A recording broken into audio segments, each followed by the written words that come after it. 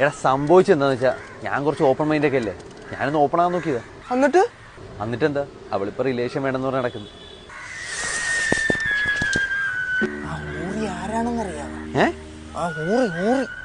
അവളുടെ പല കഥകളും എനിക്കറിയാം. പിന്നെ നിനക്ക് വിഷമാണ്ടെന്ന് വിചാരിച്ച് ഞാൻ പറയാൻ. എടാ ഉണ്ണിക്കൂടാ, ആവശ്യമില്ല നീ ഓരോന്ന് പറയില്ല കേട്ടല്ലോ. അവളിപ്പോ ഓക്കെ സാറാ, നീ ഇട്ടേക്ക്. എടാ വാലന്റൈൻസ് ഡേക്ക് ഗിഫ്റ്റ് വരെ ഞാൻ മേടിച്ചു വെച്ചിരിക്കുക, നിനക്കറിയാവോ? കൊള്ളാം. ആ പൈസ എനിക്ക് തന്നായിരുന്നെ ഞാൻ അതിന്റെ നന്ദി നിന്നോട് കാണിക്കത്തില്ലേടാ. എന്താടി കാണുമെന്ന് പറഞ്ഞു?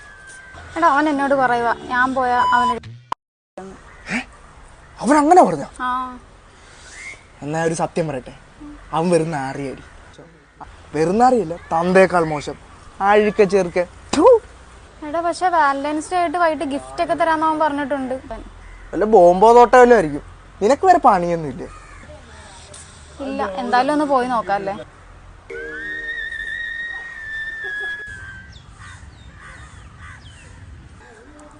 നീ ആരുമായിട്ട് വന്നു? ഞാൻ ഉണ്ണിക്കുട്ടനായിട്ട് വന്നു. നീയാ? ഞാനും ഉണ്ണിക്കുട്ടനായിട്ടുള്ള വന്നു. എടാ നിങ്ങൾ എന്തിനാണ് എപ്പോഴും ഇങ്ങനെ വഴക്കുണ്ടാക്കുന്നത്? നിങ്ങൾ വഴക്കുണ്ടാക്കുന്ന ആൾക്കാരല്ല, നിങ്ങൾ പ്രണയിക്കേണ്ട ആൾക്കാരാണ്. You are the best couple of the India.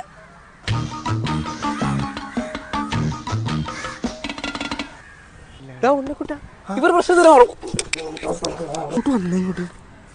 പ്രശ്നം ഇതുവരെ മാറിയിട്ടാ?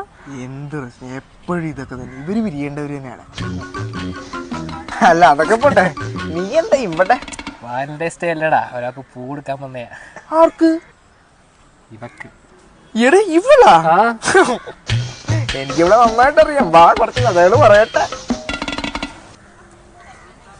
അപ്പൊ ദേ നമ്മുടെ പിണക്കമൊക്കെ മാറിയിട്ടുണ്ട്. Happy Valentine's day.